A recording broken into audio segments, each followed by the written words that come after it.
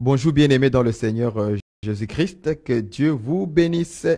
Nous voici encore une fois en ligne, c'est le frère Barouani, votre humble serviteur, pour vous servir encore une fois aujourd'hui dans la parole de Dieu.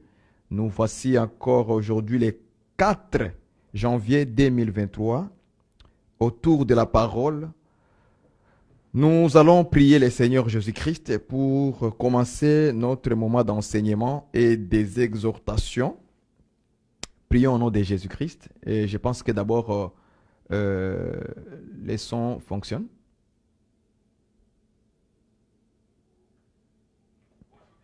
Donc, nous allons prier.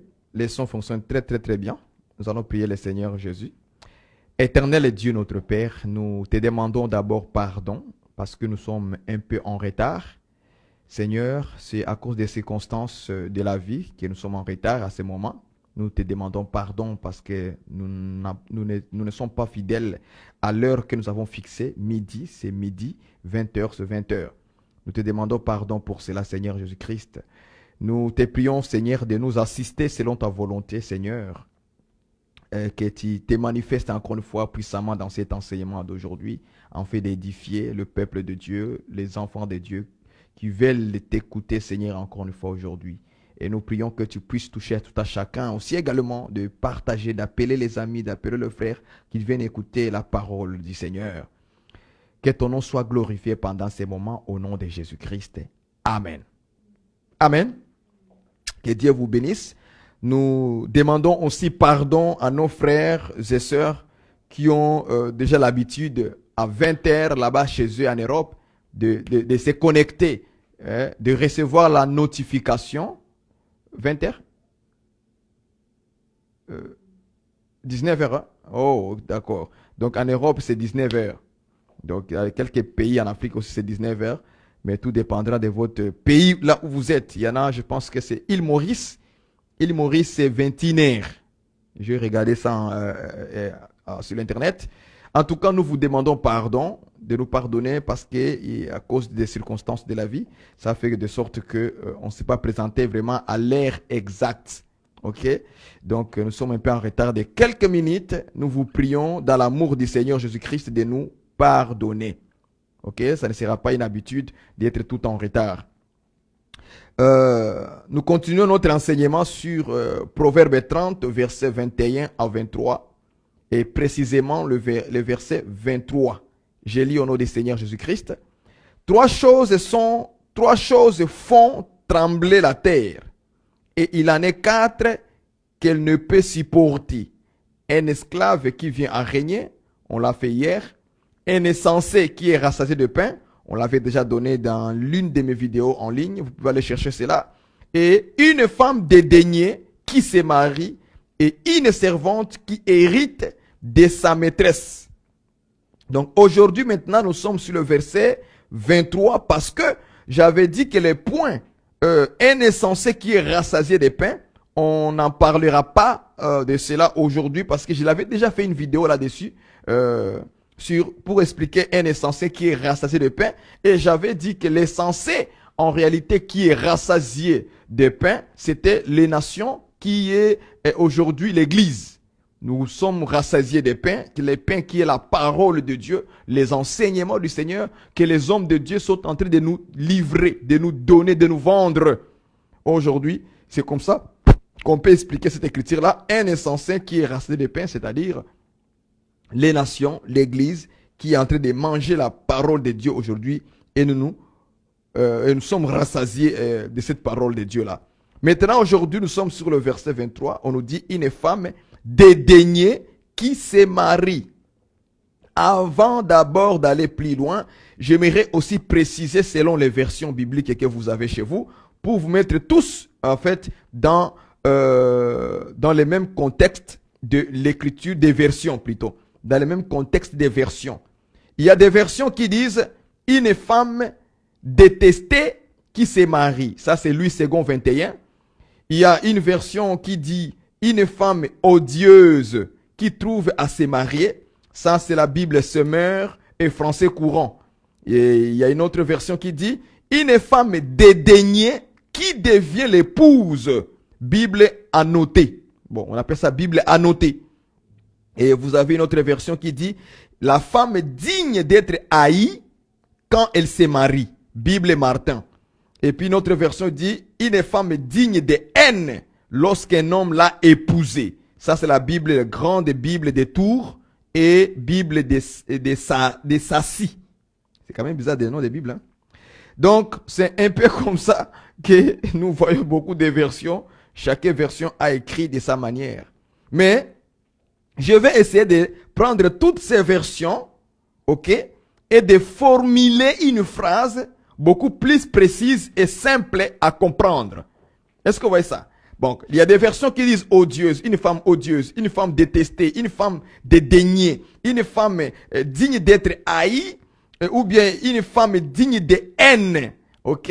En réalité, si je formule dans une phrase beaucoup plus compréhensible et simple, on va dire une femme qui n'était pas aimée se marie. Je ne sais pas si vous me faites comprendre. N'est-ce pas? Si je prends toutes ces versions et que je les mets maintenant avec une phrase, je formule une phrase beaucoup plus compréhensible à tout le monde et beaucoup plus simple. On va dire une femme qui n'était pas aimée. Je vais écrire ça. Ok? Une femme qui n'était pas. Ok? Aimé. Vous voyez? C'est comme ça qu'on va voir, on va écrire dans une manière beaucoup plus simple et compréhensible par rapport aux écritures que nous avons. Donc, selon Louis II 21, c'est ça que j'ai pris comme thème, la femme détestée qui se marie. Vous voyez ça? Proverbe 30, verset 23. La femme détestée qui se marie. Donc, si on prend toutes ces versions, on les comprend très bien qu'il s'agissait en réalité d'une femme qui n'était pas aimée. Vous voyez? Là, la phrase devient beaucoup plus compréhensible et beaucoup plus simple pour toutes les versions en complet. Une femme dédaignée, une femme digne d'être haïe, une femme digne de haine, une femme odieuse. C'est la même chose, hein? C'est la même chose. Donc, si je formule selon moi, si je les formule maintenant, avec une bonne compréhension et simplicité, nous allons simplement dire une femme qui n'était pas aimée. C'est tout. C'est une femme qui était détestée, parce que détester, c'est le fait de ne pas être aimé. Dédaigné, odieuse. Ok? Ce sont des mots qui simplement disent que la femme n'était pas aimée. Ok? On l'a détestée. Voilà. Hein? Une femme qui n'était pas aimée. Donc, si vous prenez maintenant cette phrase ici, alors ça va être beaucoup plus facile pour nous, maintenant, de bien expliquer par rapport à la parole. Donc, ce que nous allons faire maintenant, c'est de chercher la femme qui n'était pas aimée. La femme qui était détestée. Est-ce que vous comprenez? Et c'est là, il faut fonctionner avec les Écritures. Est-ce que vous comprenez? Voilà pourquoi vous allez voir dans la Bible, dans la parole de Dieu, il est écrit ceci. Si vous lisez la Bible, que le visage dans l'eau répond au visage. Je ne sais pas c'est quel, je sais pas c'est dans Proverbe. Hein? Un visage dans l'eau répond au visage. Hein? Je pense que vous l'avez cette écriture-là. Je ne sais pas si vous le connaissez. On va aller rapidement, on ne va pas s'attarder. Mais je sais que c'est dans la Bible. Ok? Quand tu regardes ton visage dans l'eau, tu vois ton visage. Et David lui dit, par ta lumière, nous voyons la lumière. Je ne sais pas si vous rappelez cette écriture-là. Donc, c'est la même chose. Par la lumière, nous voyons la lumière. C'est important, bien évidemment, dans le Seigneur. C'est très, très, très, très important. Par la lumière, nous voyons la lumière. Ok? Pourquoi la lumière doit répondre à la lumière? Or, la lumière véritable, selon Psaume 105, verset 119, on nous dit que la parole, c'est la lumière. Est-ce que vous voyez ça? Donc, c'est la parole qui répond à la parole. Lorsque vous trouvez ce genre de verset dans Proverbe 30, verset 23, une femme qui n'était pas aimée, une femme qui était dédaignée, qui était odieuse, qui étaient dignes de haine. Est-ce que vous voyez ça? Comment on va les trouver? C'est comme c'est une écriture. Comme c'est une écriture, une lumière, une parole, il faut qu'une autre parole revienne nous montrer la parole qui répond à la parole. Par ta lumière, nous voyons la lumière. Par ta parole, nous voyons la parole. C'est comme ça que nous prêchons. Est-ce que vous comprenez? Donc, nous allons chercher cette parole dans les Écritures. Nous allons prendre ce visage et les refléter, les revoir dans l'eau, parce que l'eau, c'est la parole. C'est l'écriture qui se reflète dans une écriture. Est-ce que vous voyez ça? Quand tu prends une telle écriture comme ça, des Proverbes 30, verset 23, tu dois les retrouver encore dans la parole qui est comme de l'eau. Comme le miroir. Ça se reflète dedans. Et vous allez voir, ah, il s'agissait de ça. Oui, bien aimé le Seigneur. C'est très facile parce qu'avec ça, ceux qui sont déjà avancés spirituellement par les explications de l'Esprit de Dieu, ils comprennent déjà que dans la Bible, il y a une femme. Il y a une femme dans les Écritures qui n'était pas aimée. Elle était détestée. Ah, là maintenant je m'en vais chercher la femme. Je prends avec vous Genèse. Genèse, on va aller 29, 18. 29, 18. Nous allons ajouter verset 30 à 31. Ok? On va commencer par Genèse 18. Après, nous allons prendre le verset 30 à 31. Allons-y rapidement. Une femme qui n'était pas aimée. Donc, elle était détestée. C'est terrible. La Bible, c'est terrible, bien aimé le Seigneur. La Bible, c'est terrible. Maintenant, je dois trouver une femme dans la Bible qui n'était pas aimée. Elle était détestée. Pour répondre à l'écriture de qui? Des Proverbes 30, 23. Parce qu'il nous a dit qu'il y a 3 choses que la terre, qui font trembler la terre. Et 4 qui font comment? Qui ne peut supporter. Donc quand la terre voit une femme détestée, quand la terre voit une femme dédaignée, une femme qui n'était pas aimée, se marie, c'est que la terre doit faire quoi? Trembler. Elle ne doit pas supporter ça. J'aime ces choses, frères et sœurs. On va trouver ça, frères et sœurs. Regardez ça bien. Genèse 29, verset 18. Jacob aimait Rachel. Et il dit, je te servirai 7 ans pour Rachel, ta fille cadette. Qu'est-ce qu'on dit? Retenez la phrase. Rachel était aimée. C'est Rachel qu'on aimait. Rachel était aimée. Vous voyez ça? C'est Rachel qui était aimée. Selon l'écriture. Jacob aima Rachel. Ah. Donc nous avons vu, nous voyons maintenant la femme qui était aimée, c'était Rachel, la fille de Laban. Maintenant, allons-y au verset 30 jusqu'à 31. Allons-y. Écoutez ce qu'il dit. Toujours dans Genèse 29. Jacob alla aussi vers Rachel, qu'il l'aimait plus que Léa. Ah! Je trouve maintenant une autre femme. Donc, Jacob allant vers Rachel, qu'il l'aimait plus que Léa. J'aime ces choses. Il servit encore chez Laban pendant 7 nouvelles années. Je m'en vais au verset 31. L'Éternel, donc le Seigneur vit que Léa n'était pas aimée. Acclamez le Seigneur. La Bible. Je vous avais dit quoi? Je vous avais dit que si vous prenez tout ce qu'on a écrit dans Proverbe 30, verset 23, ok? Essayez de les formuler à ta manière, à toi, avec une phrase beaucoup plus simple et compréhensible. Est-ce que vous voyez? Oui, oui, frère. Vous pouvez prendre une écriture, hein, et tu les formules dans une phrase beaucoup plus compréhensible et simple. Et ce n'est pas mauvais, c'est bon. Est-ce que vous voyez ça?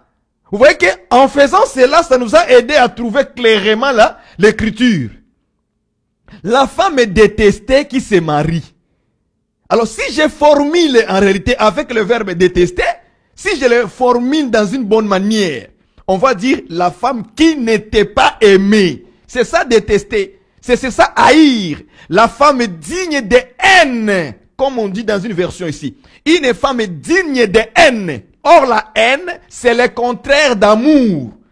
C'est le contraire d'aimer. Ah, donc, je peux formuler avec une phrase beaucoup plus compréhensible et simple pour que tout le monde se retrouve à l'intérieur. Donc, on va écrire la femme qui n'était pas aimée se marie. Vous voyez ça maintenant? La femme qui n'était pas aimée, mais qui se marie.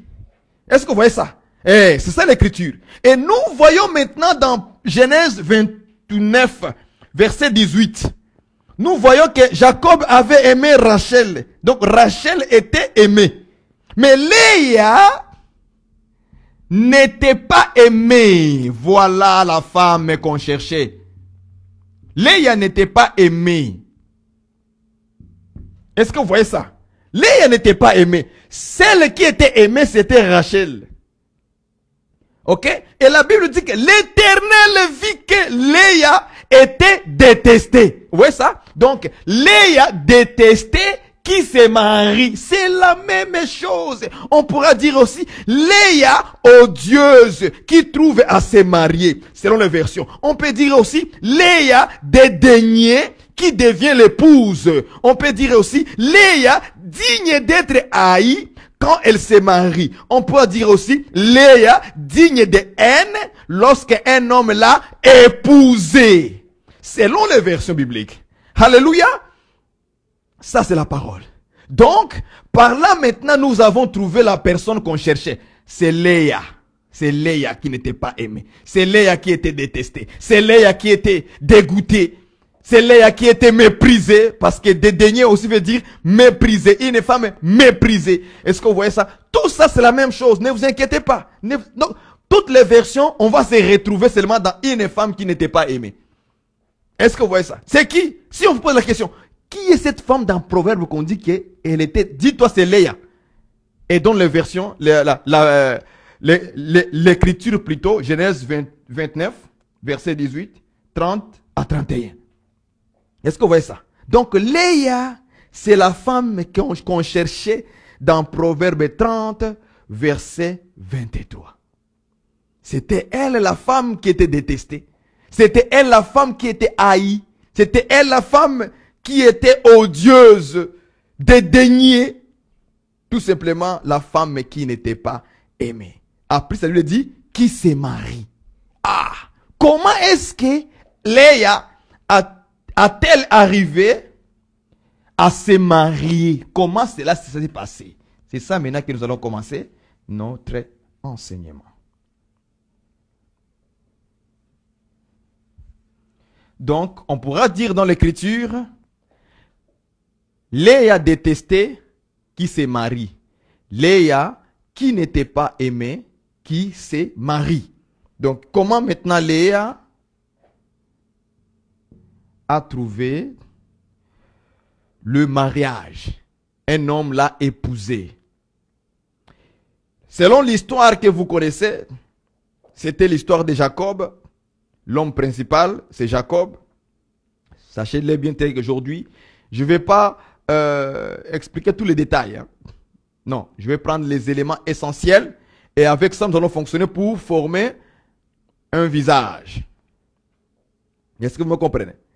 Donc, Jacob va se rendre chez Laban, son oncle. Et son oncle va lui dire, tu ne me serviras pas en vain. Demande-moi un salaire. Alors, Jacob va dire, donne-moi ta fille Rachel. L'écriture dit clairement que Jacob aimait Rachel plus que Léa. C'est-à-dire que le regard de Jacob, ce n'était pas le regard sur Léa. Son regard, son cœur plutôt, il était sur Rachel. C'est que l'amour de Jacob était sur Rachel. En d'autres termes, il n'a pas aimé Léa. Léa, ce n'était pas ça. L'amour n'était pas là-bas. Mais l'amour de Jacob était sur Rachel. Pourquoi? Parce que tout simplement Rachel était belle de taille. Elle était aussi belle de figure. Bien aimé le Seigneur. Jacob voit Rachel. Il voit Rachel avec une beauté. Voilà pourquoi j'ai entendu des hommes de Dieu dire, il faut, ça c'est dans la vidéo que je vous ai partagée en ligne de pasteur Philippe Mukengue avec les autres qui sont en Europe. Et les gens posaient des questions. J'ai entendu l'homme de Dieu, apôtre, je sais pas si c'est Mbakaï, quelque chose comme ça. Et puis l'apôtre dit, frère, il faut te marier avec une belle femme de figure. J'ai aimé ça. C'est ça, Jacob. Pourquoi? Tout simplement parce que aujourd'hui, je vais un peu exhorter là-dessus, parce qu'aujourd'hui, il y a certaines personnes qui se marient avec par contrainte, qu'est-ce que je veux dire? Par envie de se marier, tout simplement parce que l'âge avance, tout simplement parce que, oh non, vous voyez, je commence à vieillir. Alors, il tombe dans un chemin de prendre n'importe qui, tandis que son cœur n'y était pas là. Maintenant, quand il va commencer à vivre avec la personne dans la même maison, ok? La personne va découvrir que, ce n'est pas la beauté que j'aimais. Et quand devant lui ou devant elle, il va commencer à avoir des beautés qui commencent à passer, il va commencer à envier ces beautés-là qu'il voit maintenant autour d'elle ou bien autour de lui. Si c'est une sœur, il va dire non, à cause de l'âge qui est avancé, l'homme qui s'est présenté le premier, elle a accepté. Parce que l'âge avance. Mais le goût, son goût vraiment, ce n'était pas ça. Peut-être que la sœur voulait avoir un goût d'un homme qui a de la barbe comme moi. Mais l'homme qui s'est présenté n'a pas de barbe. Parce qu'il y a des gens qui aiment quelqu'un à cause de quelque chose sur son corps. Il y a des gens qui aiment une femme parce qu'elle a des longs cheveux. Des longs cheveux. Ok? Il y a d'autres qui aiment seulement tes sourcils. Il dit, waouh, j'aime tes sourcils. Et vous voyez? Il y en a ceux qui aiment, dit, waouh, j'aime tes joues. Et vous voyez ça? Il y en a ceux qui disent, ah, moi j'aime son nez. Il y a des gens qui aiment comme ça les gens. Est-ce que vous voyez ça? C'est pas mauvais, c'est bien. C'est bien, c'est pour toi. C'est tes désirs à toi, c'est ta volonté à toi. Ok? Donc, il y a des gens comme ça dans la circonstance. Ça lui pousse de se marier, mais avec de la contrainte, en fait. Ce n'est pas vraiment son goût, c'est la situation qui lui a poussé, en fait, d'accepter cette femme ou cet homme-là. C'est la situation. Là, j'avance. Il faut que j'enfante moi aussi, il faut que j'aille mon foyer. Alors, on court. Il y a des gens qui aiment des femmes grosses. Il y a des gens qui aiment des femmes minces. D'autres qui aiment les femmes moyennes. Est-ce que vous voyez ça? Chacun a son goût. Ça, ce sont des choses personnelles qu'on ne peut pas rentrer dedans. Ok? Est-ce que vous comprenez? Ce sont des choses personnelles qu'on ne peut pas s'avarder là-dessus. Est-ce que vous comprenez? Donc, et maintenant, ça arrive que ce genre de personnes, maintenant, arrivant dans la maison, ça commence à les créer des problèmes. Parce que maintenant, il ou elle va commencer à voir son goût passer. Il voit les goûts qui passent, les goûts qui passent, les goûts qui passent, les goûts qui passent, des goûts qui passent. Maintenant, en voyant des goûts qui passent, quand il arrive à la maison, il voit que ça, ce n'est pas mon goût que je voulais. C'est simplement la situation qui m'a poussé de prendre ça. Ça, frère, il faut éviter ça. C'est un conseil que je vous donne. Il faut éviter ça, de vous marier par contrainte, par seulement la vie. L'âge avance, je n'ai pas encore eu d'homme, il n'y a pas une femme. Alors, tout ce qui va arriver, bam, tu attrapes ça. Maintenant, arrivé à la maison, tu regardes comme ça, aïe, c'est pas mon goût. Moi, je voulais une femme très mince, mais à cause de la situation de la vie, vous voyez, je suis tombé. Il y en a même d'autres là-bas en Europe qui se sont mariés par situation. Manque de papiers, ils se marient.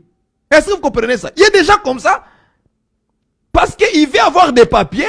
Maintenant, s'il se marie avec une Française, alors j'aurai des papiers.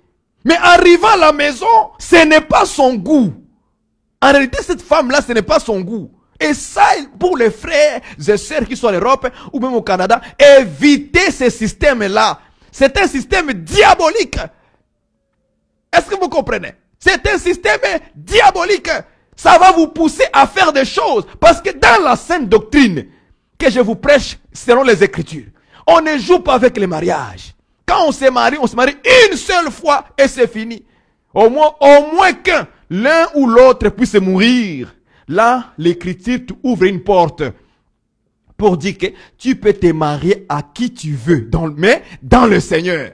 Est-ce que vous comprenez ça? C'est dans le Seigneur, pas en dehors du Seigneur. Est-ce que vous me comprenez? Parce qu'il y a beaucoup de chrétiens qui font beaucoup de gaffes. Sa femme est morte. Son mari est mort. Mais la sœur va aller aimer un païen. Il va commencer à se fréquenter avec un païen. Et puis il dit que, oh non, Dieu va les changer. Comme si toi, avec Dieu, tu es son secrétaire. Hein? Tu parles avec lui comme son secrétaire. Tu discutes avec lui. Donc Dieu va les changer. Tu convaincs Dieu, Dieu va les changer. Ça ne marche pas comme ça, ma soeur. Je suis en train simplement de t'exhorter là-dessus avant qu'on rentre dans notre sujet encore en profondeur. Ce n'est pas bon. On ne se marie pas parce qu'on manque de papier. Non. On se marie dans le Seigneur pour la gloire de Dieu. Est-ce que vous voyez ça? On ne se marie pas par ce que la situation d'âge avance. Dieu ne regarde pas ton âge. Dieu regarde sa volonté dans ta vie. Si toi tu vois l'âge, Dieu ne voit pas l'âge. Il y a des gens qui se sont mariés, mais c'est à l'âge de 90 ans, 90, qu'ils ont eu des enfants. D'autres à 80, d'autres même à 100 ans. Est-ce que vous voyez ça? Donc tout dépendra de qui? Du Créateur.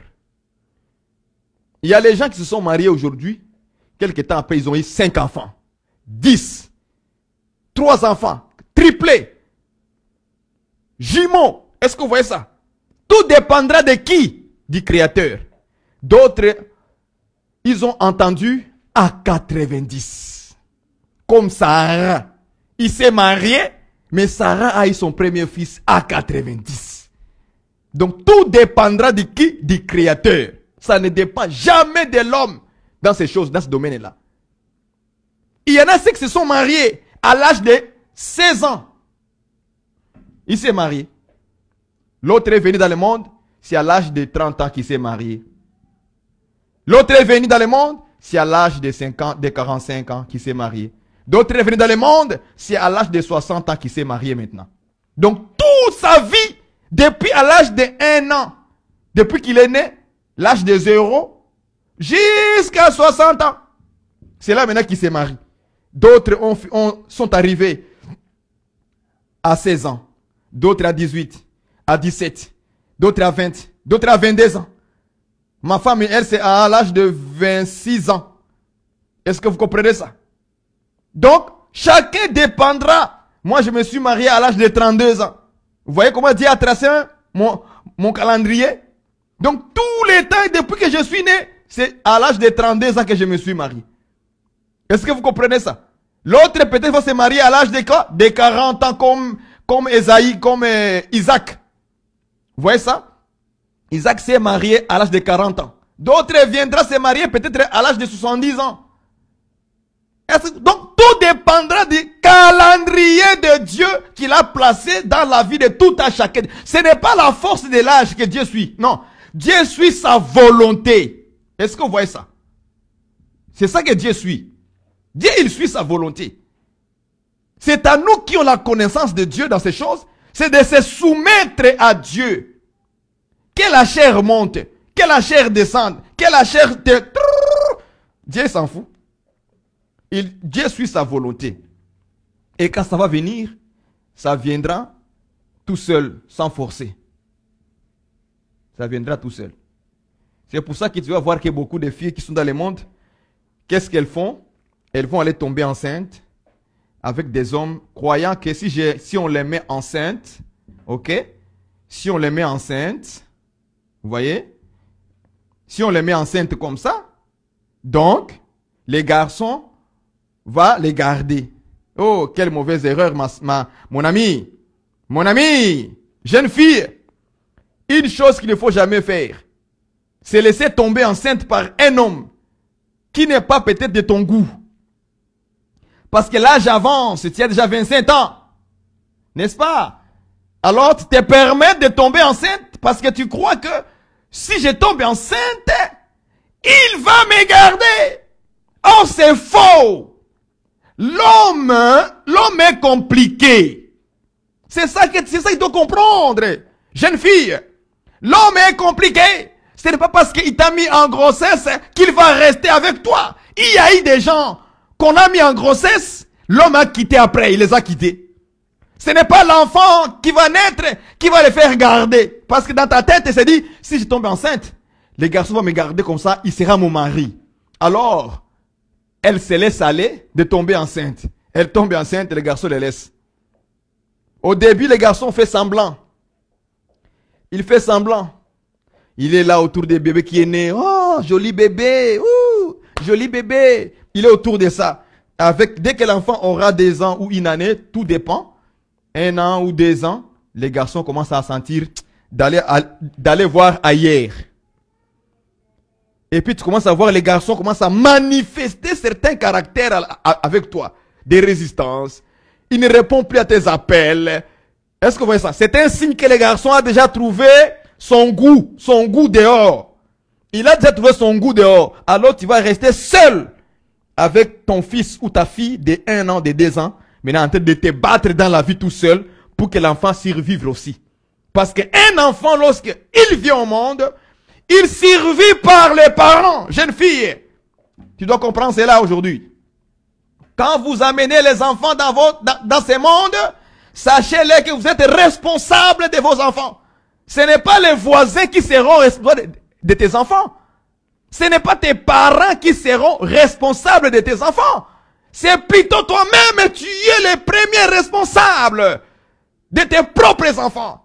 Mais pourquoi tu t'es laissé engrosser par un garçon que tu n'as même pas confiance s'il va te marier? Pourquoi tu l'as fait cela? Parce que par ton intelligence qui est mal déplacée, tu crois que si je tombe enceinte, je vais garder les garçons. L'homme est compliqué. Parce que la Bible pour nous nous dit, le cœur de l'homme est tortué par-dessus. Ouvre tes oreilles, jeune fille, et comprends ce que je te dis. Il y a beaucoup d'erreurs que beaucoup de gens ont fait là-dessus. Parce qu'ils ne comprennent pas que l'homme est tortué par-dessus tout. Parce que son cœur, tu ne le connais pas. Tu n'as jamais vu son cœur. Tu es en train de tâtonner simplement. Je suis tombé en grossesse, je vais garder l'homme. Oh oui. Il t'a engrossé. Il y en a même d'autres ont refusé la grossesse.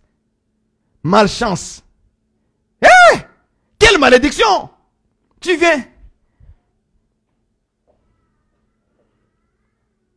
James. Oui? Il faut qu'on se parle. Oui, vas-y, je t'écoute. Non, il faut qu'on se parle dehors entre nous deux. Il y a des gens ici. Oui, je t'écoute. Ok, on y va. Tac, tac, tac, vous allez dehors. James. J'ai pris mes règles. Ah bon? Pourquoi? Comment ça? Qu'est-ce qui se passe? Je crois que je suis en grossesse de toi. Eh! De qui? Malchance. Eh! De qui? De moi? Quand est-ce que j'ai fait avec toi? On s'est vu où? Vous voyez ça? Déjà à partir de ça là, c'est malchance. Vous voyez ça? Les jeunes filles d'aujourd'hui, 2023. Il faut que ça change hein, cette année-là. Il faut que ça change. Tu mets confiance à quelqu'un que tu ne sais même pas s'il va se présenter chez tes parents. Et tu t'es laissé comme ça, aller comme ça. Maintenant, tu es engrossé maintenant. Et il refuse. Il y en a d'autres qui font semblant pendant quelques temps. Ils sont là, oui, c'est moi, oui. Bien sûr, ils reconnaissent sa fille et son fils, ils reconnaissent l'enfant. Mais avec 1 an, 2 ans, les garçons deviennent un peu turbulents. Incompréhensible à la maison. Il arrive à la maison en retard. Tu lui poses la question, il ne veut pas répondre. Il te commence à dire, ce n'est pas tes affaires. C'est mes affaires. Au début, tout allait rose. Tout était bien. Mais avec le temps, vous avancez. Les garçons commencent à changer. Le cœur de l'homme, jeune fille, écoute ça. Ouvre tes oreilles comme ça. Ouvre tes grosses oreilles. Écoute. L'homme est tortué par-dessus tout. Son cœur est tortué. Il peut changer de n'importe quand. Qui peut les connaître? Réveille-toi. Qui peut les connaître? C'est comme ça que les jeunes filles dans le monde, ils font des enfants des autres. Et maintenant, quand les garçons vont les quitter, alors elle reste seule avec son enfant à la main. Maintenant, il faut maintenant faire grandir l'enfant. Il faut maintenant survivre l'enfant. Les faire dans ce monde, il faut les faire survivre. C'est toi maintenant qui dois aller au travail. Comme ici au Canada, tu dois aller amener l'enfant aux garderies, à la garderie. Tu l'amènes à la garderie. Tu le déposes le matin à 6 heures du matin. Toi, à 7 heures, il faut être au travail. Tu prends l'autobus ou la voiture, tu allumes, tu vas au travail. Quand tu es arrivé au travail, tu quittes le travail à 4h30. À 17h, avant 18h, tu dois récupérer ton enfant. Tu passes là-bas, à la garderie. Tu récupères ton enfant. Est-ce que vous comprenez ça, frères et sœurs? Comment les femmes beaucoup souffrent par rapport à ça. Et vous, les jeunes hommes aussi, vous, ouvrez vos grandes oreilles. Marchez selon la voie du Seigneur. C'est un conseil que je vous donne. Vous allez voir les gens au Canada, ils marchent avec la dépression. Les gens ont des dépressions. Pourquoi? Parce qu'ils se sont créés eux-mêmes des problèmes dans leur vie. De tels problèmes là. Maintenant tu commences à aller. Travail, garderie, maison, travail, garderie. L'enfant doit manger, l'enfant doit s'habiller. L'enfant est en train de grandir. Et chaque âge qui monte, chaque âge a ses vêtements. Chaque âge a ses besoins. Chaque âge a ses ceci. Maintenant, tu ne peux plus faire autre chose que se focaliser sur l'enfant. À cause de vous, les hommes aussi, beaucoup de filles sont découragées des hommes parce que des brisements de cœur que vous les avez apportés. Et les femmes ne croient plus aux hommes. Il y a des femmes comme ça. Dès que quelques hommes lui ont brisé les cœurs, alors elle s'est dit, c'est là où l'homosexualité commence. C'est là où le lesbianisme commence. Quand une femme s'élève, il n'aime plus les hommes. Il est dégoûté des hommes. Alors il s'est créé un sentiment. Elle s'est créé un sentiment que si j'aime une femme comme moi, on va vivre dans l'amour. Au moins la femme, oh, démoniaque. C'est un démon qui commence maintenant à t'inspirer que si tu aimes une personne du même sexe que toi, vous serez heureuse. Parce que la femme est tendre. Moi, je me suis toujours dit, hein, vraiment, le diable est sale. Le diable, il faut beaucoup prier pour les lesbiennes. Le diable est sale. Regardez, parmi les deux femmes-là, parmi ces deux femmes-là, il y a un qui se comporte comme un homme. Mais si vous êtes vous deux les femmes, mais restez les deux femmes.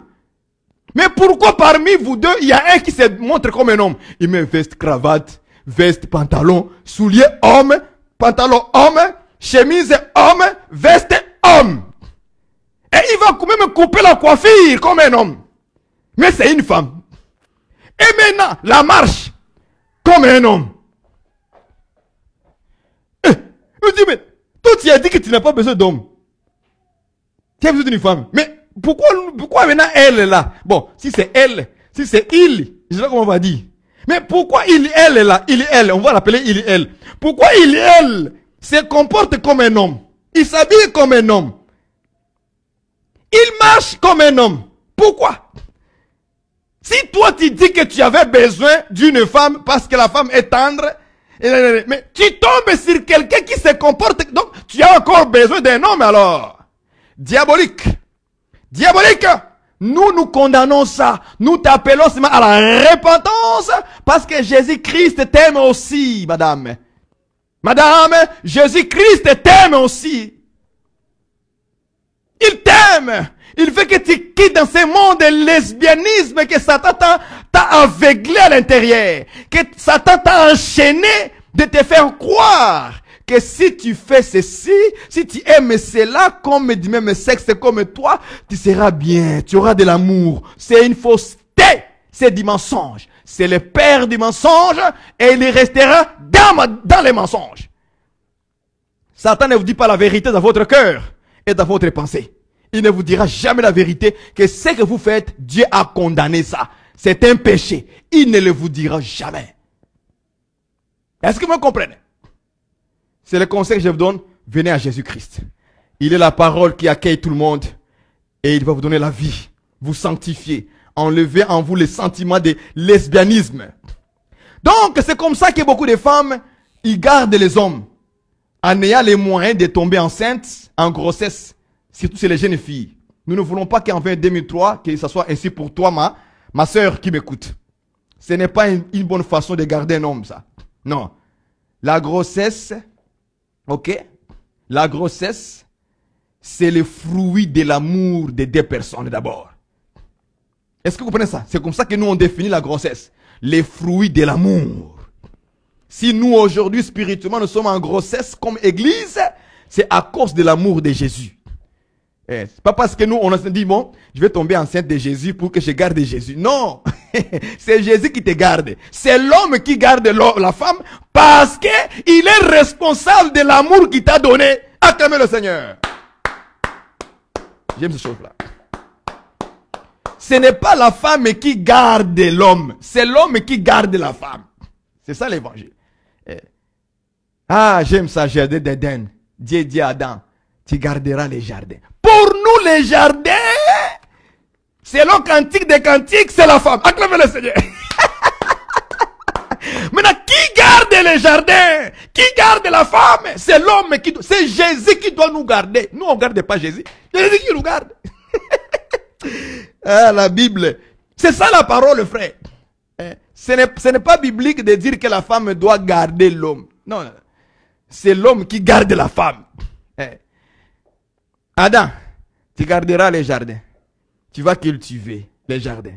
Ah, j'aime ça. Est-ce que vous voyez ça? Donc, les gardiens du jardin, c'est l'homme. Or, selon le Cantique des Cantiques, on nous dit que la femme est un jardin fermé. Maintenant, je comprends. Donc, l'homme doit garder la femme. Mais jamais l'inverse. Jamais, jamais, jamais, jamais, jamais. Non, non, non, non. Jamais. C'est toujours l'homme qui est Christ qui doit garder l'église.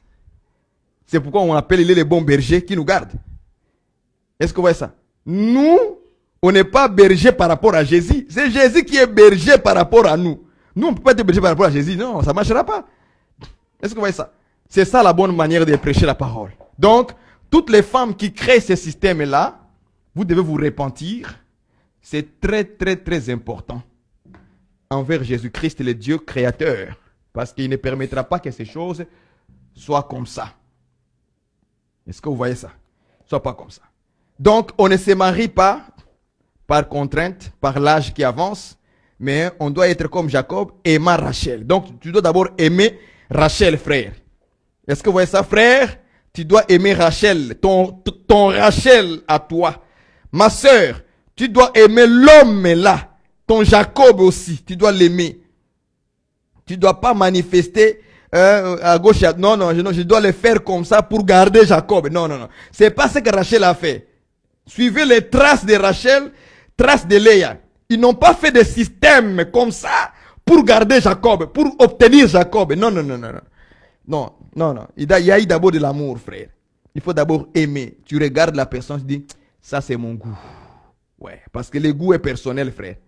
Ça c'est mon goût. Même si elle a un gros nez, des grosses oreilles, mais quand tu regardes, non, c'est mon goût. Est-ce que vous voyez ça? Par le dit qu'il a d'abord aimé Rachel parce que Rachel était de quoi? Elle avait une belle taille et une belle figure. Un beau visage qui a plu à Jacob. Toi aussi, cherche la chose qui te plaît. C'est important. Ça te plaît, prends. Ça ne te plaît pas, laisse. C'est pas forcé. Ok? C'est pas forcé, frère. Tu prends ce que tu aimes. On ne prend pas ce qu'on n'aime pas. Sinon, quand tu vas amener dans la maison, tu auras des problèmes. Quand les jeunes filles vont commencer à passer avec les vêtements très serrés sur les corps, parce qu'aujourd'hui, là, tout maintenant est dévoilé aujourd'hui. Les jeunes filles commencent à montrer tout en avance. Donc, regardez-moi comment je suis dessiné. Elle va dessiner tout ça. Est-ce que vous comprenez ça? Quand tu es avec une femme à la maison qui n'est pas de ton goût maintenant. Et vous les femmes aussi, arrêtez de nous mentir d'avance. Arrêtez de nous mentir. Vous allez voir une sœur, elle met des maquillages au fond partout. Des maquillages, plusieurs couches de maquillage. Et en plus, elle met les faux cheveux à la tête, sachant qu'elle n'a pas beaucoup de cheveux naturels. Mais elle met des chapeaux à la tête, des cheveux chaponnés, qui arrivent jusqu'ici au dos, jusqu'au dos. Quand tu regardes la sœur, surtout pendant les fêtes, elle danse avec des petits vêtements, des longues, oh, c'est une jolie vraiment, oh. Mais quand vous serez avec elle dans la maison, parce que quand on se couche, hein, quand on dort pas avec le maquillage sur le visage. On dort pas avec les faux cheveux, vos cheveux là, ramassés au magasin. Maintenant, quand tu te réveilles comme ça, c'est comme ça que tu es, naturellement c'est comme ça. Commencez à montrer votre nature aux hommes là, d'avance. Pour que la personne voie que si tu aimes ça ou tu n'aimes pas ça, tu laisses. Commencez d'abord à être vrai envers ces hommes-là. Pas vous cacher. Pas vous cacher. Parce que si tu te caches avec le maquillage au fond, avec les faux cheveux à la tête, mais quand tu seras à la maison, quand tu vas les enlever, ça sera comment? Chauve. Il dit, hey, donc même les mots vont commencer à marquer dans sa bouche. Donc, tu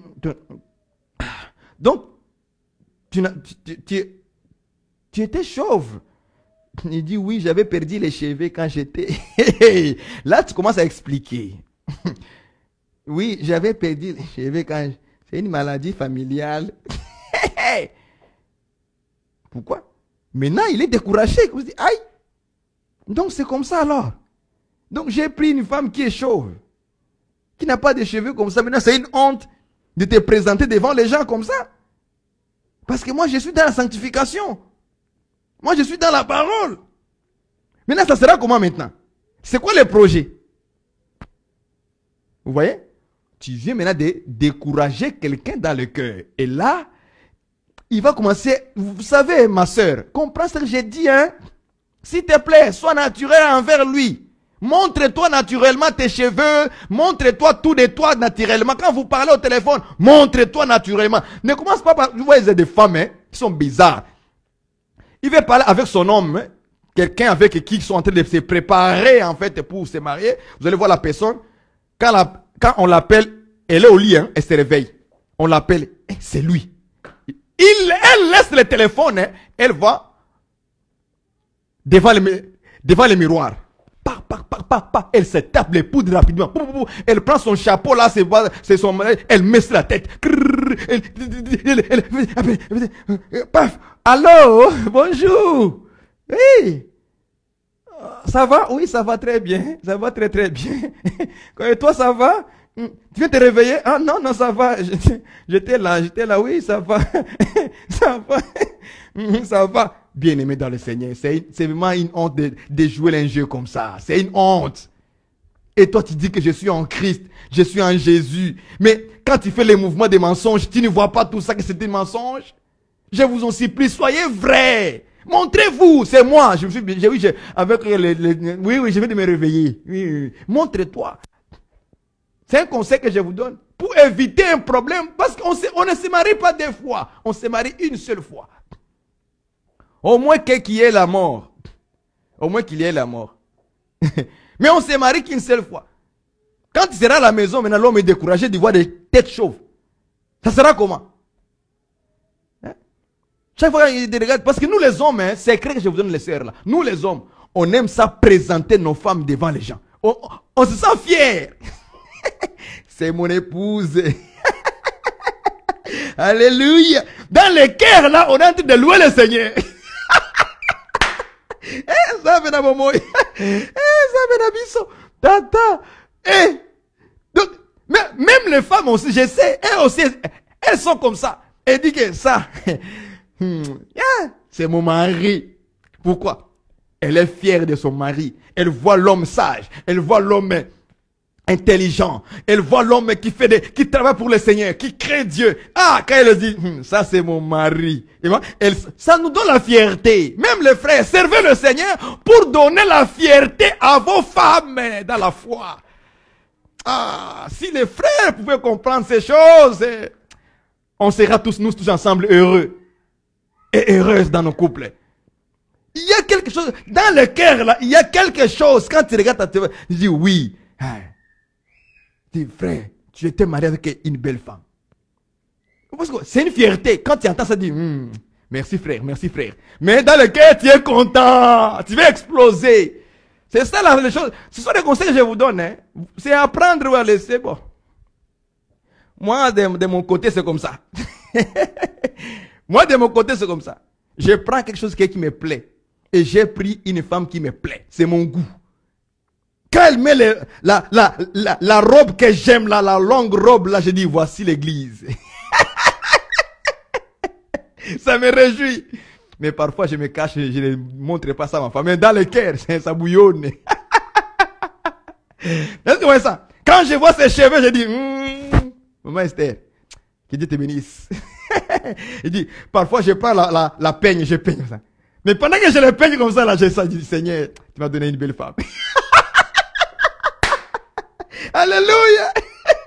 Hein? Tu chantes les louanges. Tu remercies le Seigneur. C'est ça que nous voulons que les frères fassent avec leurs femmes. C'est un conseil que je vous donne. Hein? C'est lui qui a des oreilles d'entendre, qui l'entende. Est-ce que vous comprenez ces choses, frère? Donc Léa n'a pas été aimée. Celle qui a été aimée, parce que là je vais finir bientôt. Celle qui a été aimée, c'était Rachel. Elle était belle de taille. Est-ce que vous voyez ça? Et belle de figure. C'est pour ça que Jacob a aimé. Parce qu'il a vu quelque chose sur Léa. Il a aimé ça. Est-ce que vous voyez ça? Mais arrivant le soir, après la fête, tout ça, on a célébré, Jacob a demandé sa femme. En demandant sa femme, ok, on devait lui la donner. Mais en arrivant le soir, on lui a présenté Léa. On a présenté Léa. Et quand Dieu a regardé Léa, il dit que Léa n'était pas aimée. En réalité, cette famille, la famille de Laban, il y a Laban, il y a Jacob, il y a Léa et il y a Rachel. Ce sont les 4 personnages de cette histoire de mariage. Laban, c'est Dieu lui-même. Jacob, c'est le fils qui est Jésus-Christ. Rachel, c'est l'église. Je vais vous montrer ça. Ok? Et Rachel, c'est Israël. Vous voyez ça, comment on les place? Laban, c'est Dieu. Jacob, c'est le fils. Léa, c'est l'église. Et Rachel, c'est Israël. Pourquoi j'ai dit que Rachel, c'est Israël? Parce que Jacob a aimé Rachel. Alors je prends Osée avec vous. Vous allez voir là où on vous écrit. Osée. Chapitre 11. Je crois. Vous allez comprendre que Dieu a aimé Israël. Je prends Osée chapitre 1. Osée chapitre 11 plutôt, verset 1. Quand Israël était jeune, je l'aimais. Vous voyez ça? C'est ça que Dieu dit. Quand Israël était jeune, Osée. On ajoute Osée 11. 11 verset 1. Quand Israël était jeune, je l'aimais. Vous voyez ça? Donc Jacob a regardé Rachel. Jacob aima Rachel. Vous avez vu ça? Donc en réalité, Rachel, c'est vraiment la représentation d'Israël. C'était l'ombre d'Israël. C'est Israël qui était aimé par le Fils.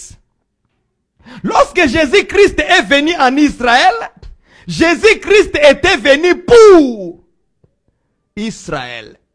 Est-ce que vous voyez ça? Parce que Jacob est comme le Fils et Laban comme Dieu.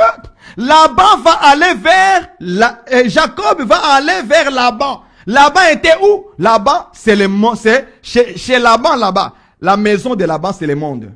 Maison de Laban, c'est monde. Est-ce que vous voyez ça?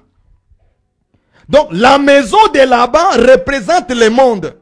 Jacob vient dans la maison de Laban. Donc, il est venu dans le monde. C'est le Fils Jésus qui vient dans le monde.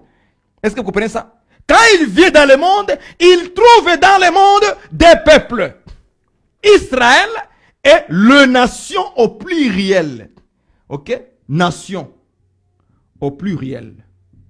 Il les trouve dedans. Donc, dans ce monde, nous avons que des filles.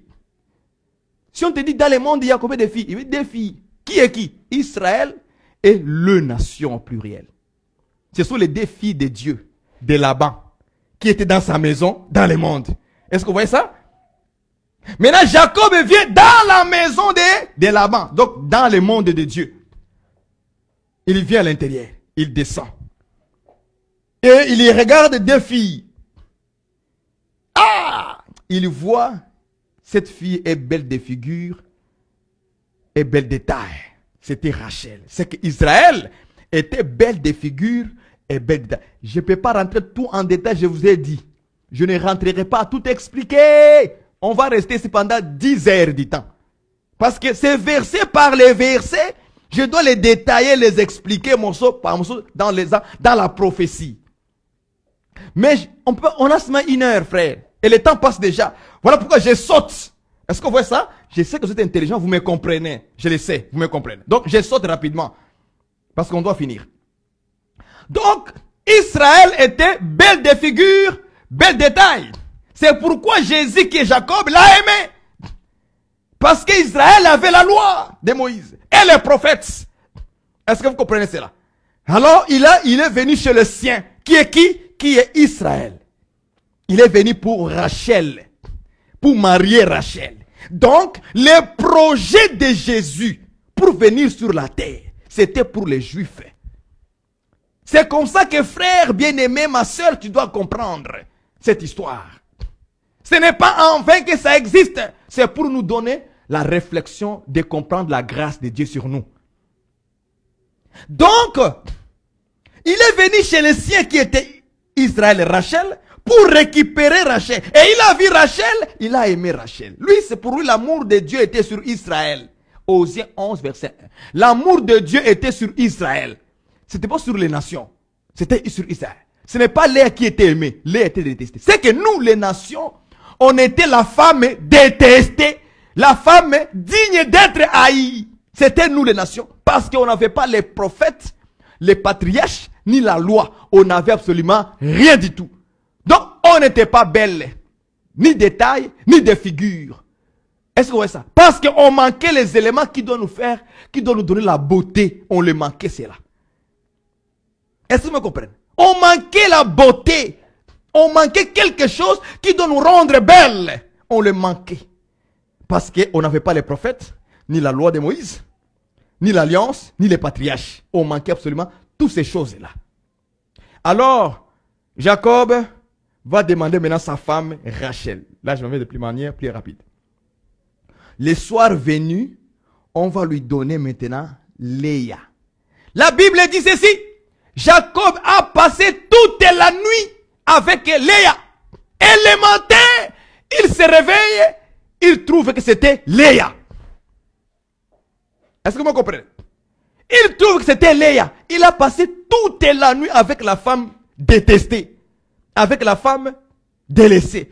Qui a introduit Léa? Qui a introduit Léa chez Jacob? C'est Laban. C'est Dieu. Qui a introduit l'église? C'est Jésus. C'est Dieu. Si on te dit, qui a introduit l'église à Jésus? Qui a donné à Jésus Léa? Qui a donné à Jésus l'église? Tu dis que c'est Dieu qui l'a donné ça. Acclamez le Seigneur. Frères et sœurs, voilà comment Dieu a détourné le programme de Jésus. C'est comme ça que Dieu a détourné le programme de Jésus. Est-ce que vous comprenez ça? De Jacob. Jacob aimait Rachel. Jésus-Christ aimait Israël. Car Dieu c'est Jésus. Osée 11 verset 1. C'est Jésus-Christ. Parce que l'esprit de Christ était dans les prophètes. Donc Jésus, il aimait seulement Israël. Maintenant, Dieu va détourner le programme de Jésus sur la terre.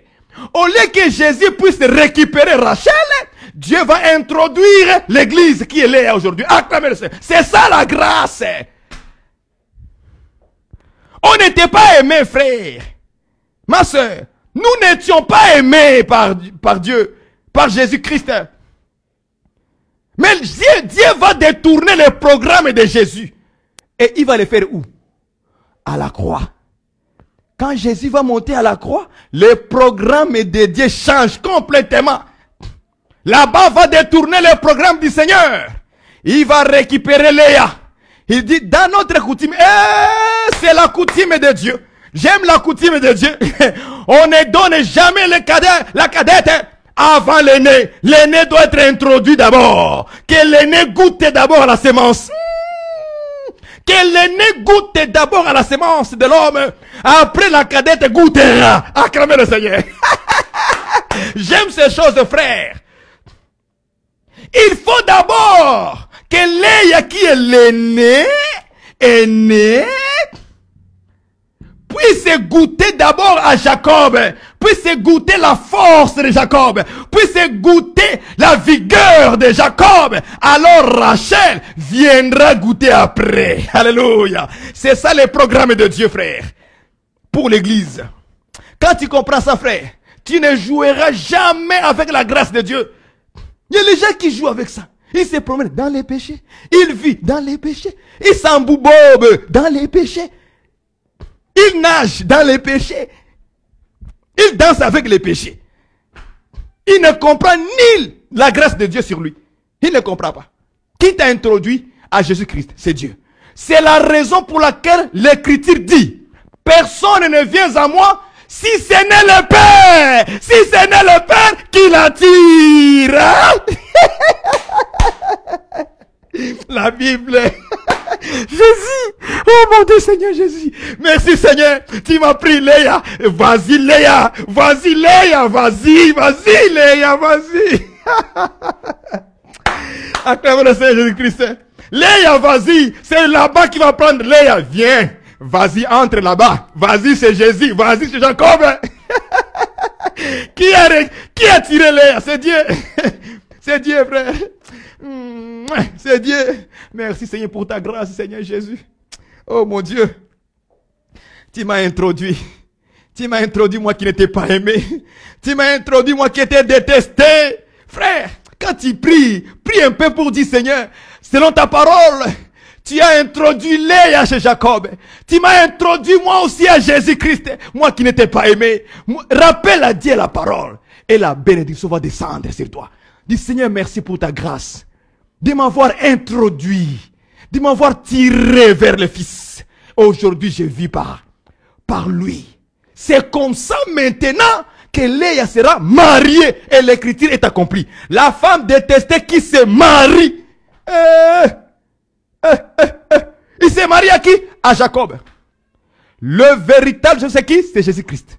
Le Fils. Est-ce que vous voyez ça? Le Fils. Et le véritable maintenant. Il récupère Léa.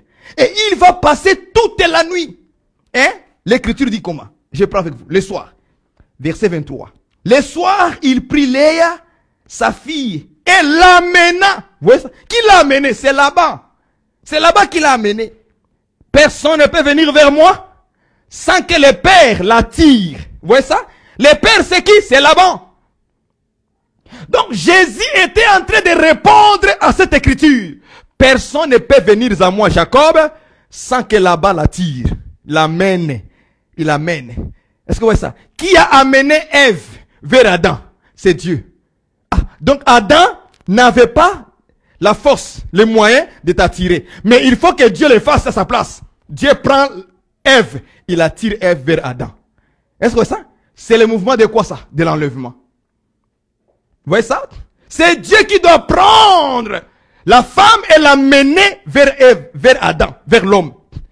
C'est l'homme qui a pris, c'est plutôt Laban, le père, qui a pris sa fille Léa et l'amena. Il l'amena. Il prend, il l'amène. Il dit rentre là-bas.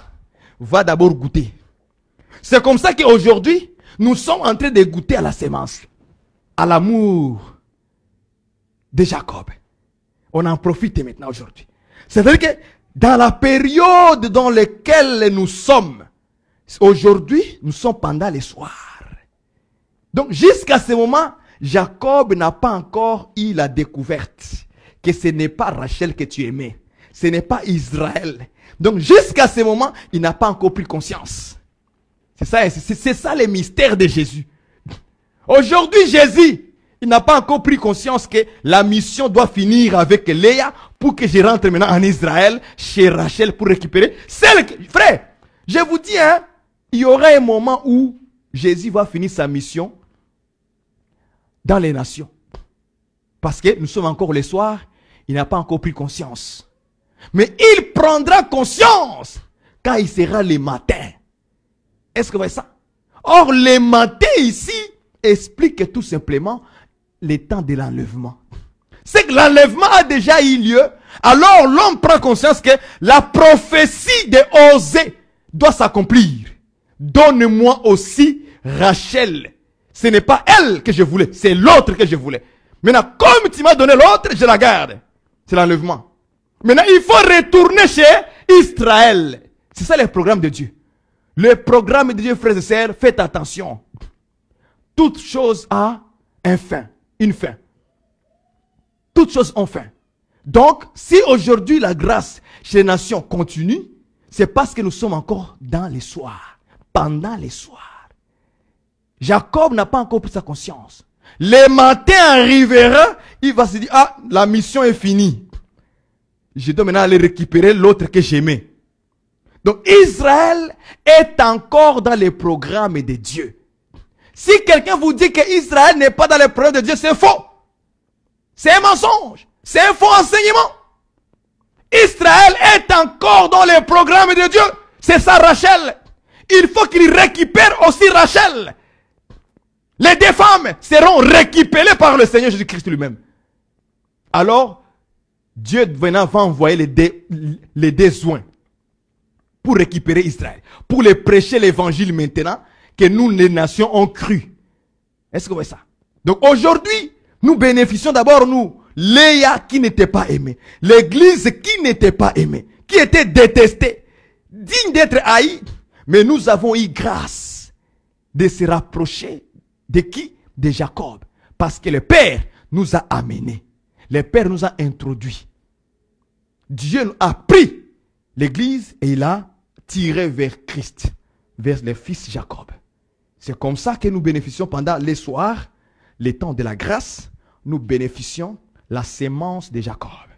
Maintenant, regardez ce qui s'est passé. Nous allons maintenant dans Genèse 29 toujours, au verset 32. Allons-y maintenant à approfondir tous les 4 enfants de Léa. Comment nous bénéficions ces choses maintenant? Léa va enfanter le premier fils. Léa enfantant. Léa va commencer maintenant à bénéficier de la sémence. Donc tout ça c'est pendant la nuit. Et tous les enfants que Léa a eu avec Jacob, c'était pendant la nuit et Jacob n'avait pas encore pris conscience. C'est pourquoi il faut faire faites attention avec les Écritures. Quand on écrit que le soir, il prit Léa, sa fille, et l'amena vers Jacob, qui s'approcha d'elle. Vous voyez ça? Ça, c'est le verset 24. Verset 23. Est-ce que vous comprenez ça? Eh bien, non, Seigneur. Donc, pendant cela, Jacob était en train de donner la sémence à Léa. Maintenant, quand vous lisez le verset 25, on dit, le lendemain matin, voilà que c'était Léa. Vous avez vu ça? Le lendemain matin, voilà que c'était Léa. Oh, on lui a donné la fille quand? Le soir. Je me l'ai souligné cela. Le soir. Et le lendemain matin est là. Le lendemain matin, Jacob trouve que c'était Léa. Maintenant, remarquez quelque chose qui est très important ici. Au verset 32. Le verset 32 nous dit que Léa devint enceinte et elle enfanta un fils à qui elle donna le nom de Ruben, car elle dit, l'Éternel a vu mon humiliation. Vous pensez que pendant ces moments-là, Jacob n'a pas pris conscience que ça c'était Léa. C'est un mystère. C'est un mystère, frère. C'est un mystère. C'est très important. C'est un mystère. Ce n'est pas quelque chose à prendre à la légère. Entre le soir là qu'on écrit là-bas et le matin ici là, ce sont des paroles mystérieuses. Faut pas jouer avec. C'est-à-dire que Léa a enfanté du soir jusqu'à le matin. Il a enfanté. Et là maintenant il se réveille le matin, il trouve que ce n'était pas Rachel, c'était Léa. Après là, ça va maintenant finir le matin. Il doit récupérer maintenant Rachel. Parce que Rachel, le matin, c'est le temps, c'est le peuple du matin, qui est l'Israël aussi. C'est la manifestation du retour de Jésus-Christ vers Israël. Et le soir, c'est la manifestation de l'église parce que nous sommes sous la grâce. Parce que le soir veut dire la grâce. Peuple de la grâce. Est-ce que vous comprenez cela? Maintenant, regardez les enfants que Léa va commencer à enfanter et on va les expliquer de manière à l'église. Parce que Léa, c'est l'église, n'est-ce pas? C'est ça qu'on a dit. Léa, c'est l'église. Vous voyez ça? C'est que l'église commence à enfanter maintenant. Enfanter, c'est la manifestation. Manifestation. Ok? Manifester. Manifestation. Donc l'église commence à manifester les fils. Premier fils, on l'appelle Ruben. Ruben. Maintenant, je vais expliquer un peu Ruben rapidement. Oui, Ruben, Genèse 49, 3. Je lis avec vous Genèse 49, 3. Ruben, expliquons un peu Ruben. Je ne vais pas expliquer Ruben à la manière de Léa. Je prends Ruben, je l'explique d'une autre manière. Parce qu'elle, elle a donné ses définitions. Mais moi, je ne veux pas les utiliser. Je m'en vais directement dans Genèse 49 selon Jacob lui-même. Comment Jacob définit Ruben? Jacob dit ceci, verset 3. Ruben, toi mon premier-né, ma force et les prémices de ma vigueur, supérieure en dignité et supérieure en puissance. Arrêtons-nous là-bas. Pas besoin de beaucoup de choses. Donc, Jacob appelle Ruben ma qui? Ma force. C'est que Léa, en enfantant Ruben, Léa a enfanté quoi? La force, la puissance, la vigueur. Est-ce que vous comprenez ça? C'est que l'église, après avoir été donnée à Jacob, à Jésus-Christ, véritable Jacob, qu'est-ce que l'église doit enfanter? La force, Ruben. Nous devons enfanter Ruben. Nous devons commencer à manifester la puissance de Dieu. La puissance, la force de Jacob. Parce que Jacob nous l'a donné. La sémence. Et nous, maintenant, on était engrossés. Et nous avons manifesté Ruben. Ruben, c'est qui selon Genèse 49, verset 3. La force, la puissance, ma vigueur. Ruben, tu es ma vigueur. Tu es ma force. C'est que selon la définition de Jacob, Ruben, c'est la force, c'est la puissance. Voilà pourquoi l'église aujourd'hui, elle doit manifester la puissance, la force de Dieu. Est-ce que vous comprenez ça? 1 Corinthiens chapitre 1. 1 Corinthiens. 1 Corinthiens 1, verset 23. Allons-y rapidement. Nous prêchons Christ crucifié. Scandale pour les Juifs et folie pour les païens. Mais puissance de Dieu et sagesse de Dieu. Vous voyez ça? Christ est la puissance de Dieu. Christ est la puissance de Dieu. Selon 1 Corinthiens, chapitre 1, verset 23-24. Vous voyez ça? Christ est la puissance, la force de Dieu. C'est que lorsque nous manifestons Ruben, qui est Christ véritable, le Fils véritable, la force de Jacob. Est-ce que vous voyez ça? Nous devons le manifester par les dons spirituels. Par les dons spirituels. Par la parole. Est-ce que vous voyez ça?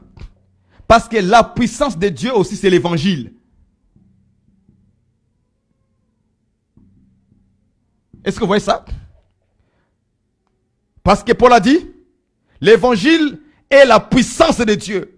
C'est que l'église manifeste aussi la parole. Annoncer la parole de Dieu, annoncer l'évangile, c'est annoncer aussi la puissance de Dieu vers les nations. Manifester les dons spirituels, c'est manifester aussi Ruben, c'est manifester la puissance de Dieu. Est-ce que vous me comprenez, frères et sœurs, dans le Seigneur? C'est ça la parole, Seigneur, frères et sœurs. On doit maintenant commencer à manifester maintenant. C'est comme ça que Léa a commencé à manifester le premier fils, la force, la vigueur de Jésus-Christ. Il n'y a pas une église que Jésus va donner sa sémence et vous allez commencer à enfanter sans don spirituel, sans la puissance de la parole ou de l'évangile. Non. Léa, c'est aussi les ministres de Dieu. Un ministre à qui Dieu a donné sa sémence. Il a appelé. Il lui donne sa sémence. Et tu manifestes des bêtises, hein, c'est que tu n'as pas été appelé par Dieu. Léa, c'est aussi les ministres de Dieu à qui Dieu a donné sa sémence, sa puissance, sa force. Il les a engrossés. Et il doit manifester la puissance de Dieu. C'est la raison pour laquelle la Bible dit ceci. Que les apôtres, Dieu s'est manifesté à travers leurs mains. Par sa puissance, par la puissance du Saint-Esprit. Il y avait des miracles, des prodiges, des guérisons qui s'est passées. Même quand Pierre passait seulement comme ça, il a enfanté. La puissance, son ombre, lorsqu'il touchait les gens par la foi, les gens étaient guéris. Les malades guérissaient. Les paralytiques marchaient par son ombre. Parce que Dieu a mis la sémence dans qui? Dans Pierre. Et quand Pierre passait comme ça, oh là là, les gens avaient de la guérison. Aujourd'hui, beaucoup des hommes de Dieu, on se pose la question s'ils ont reçu la puissance de Dieu, la sémence de Dieu en eux. Parce qu'on ne voit aucune puissance en eux. Aucune force de Jacob. On ne le voit pas. Il n'y a pas de rubé manifesté. Des rubés enfantés, il n'y en a pas. Des miracles qui doivent sortir, des prodiges.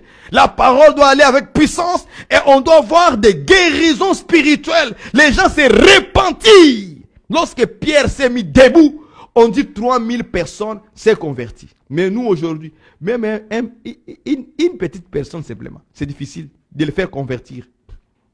Pourquoi? On se pose la question, est-ce que l'évangile que tu annonces, c'est l'évangile de la puissance ou l'évangile faible? Parce que l'évangile faible ne convertit pas les gens. C'est l'évangile puissance qui convertit les gens. Est-ce que vous voyez ça? Quand vous amenez aux gens l'évangile faible, alors vous allez enfanter des faibles. Voilà pourquoi les églises sont remplies avec des gens faibles. Mais lorsque c'est l'évangile de puissance qui rentre dans le cœur des hommes, il se change directement. Quelqu'un qui était Michael Jackson, aujourd'hui, il ne sera plus Michael Jackson. Une fille qui était comme Beyoncé, aujourd'hui, si la puissance de l'évangile rentre dans son cœur, ça va les briser tout. La Bible dit que la parole de Dieu est une puissance, a une force pour séparer quoi? Le cœur de l'homme, le mal et le bien dans l'homme. Capable à les déchirer même pour que l'homme puisse prendre une bonne décision et se convertir à Dieu. Aujourd'hui, la plupart des paroles de l'évangile que nous entendons sont tellement faibles. Priez avant de venir prêcher la parole du Seigneur. Restez dans la prière, bien dans le Seigneur. Je sais qu'il y en a des hommes de Dieu qui prêchent très bien avec puissance de l'évangile. Et les gens sont guéris dans leur cœur. Des guérisons spirituelles, il y en a. Est-ce que vous comprenez ça, frère? Il y en a. Mais la plupart des autres, de l'autre côté, d'autres personnes maintenant, ils prêchent par envie, ils prêchent par cela, ils prêchent par des querelles. Ça, c'est l'évangile faible.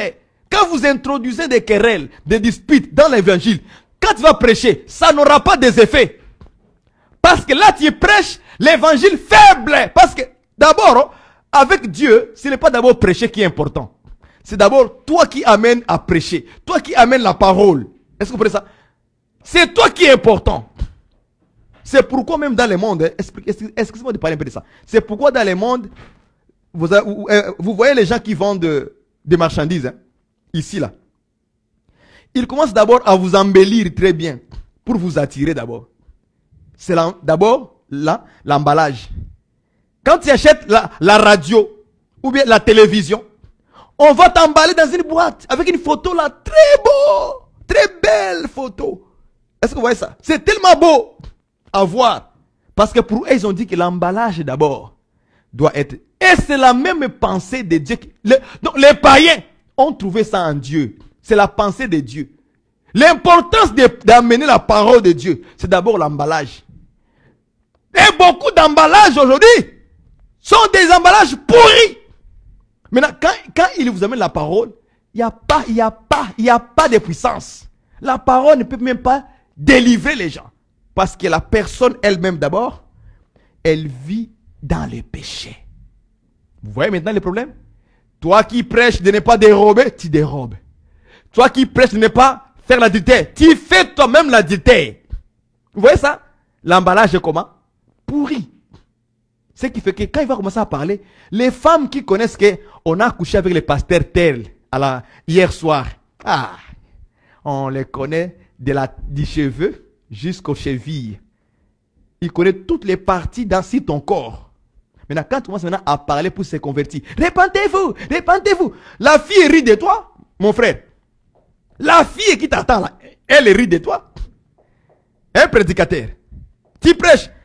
Ne fais pas, hein, on va aller au ciel. Et dit, même elle, lui-même là, il va aller où?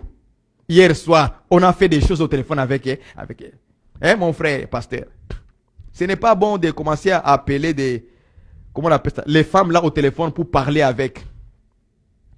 De manière sexuelle là. C'est pas bon. Il y a des pasteurs qui font ça.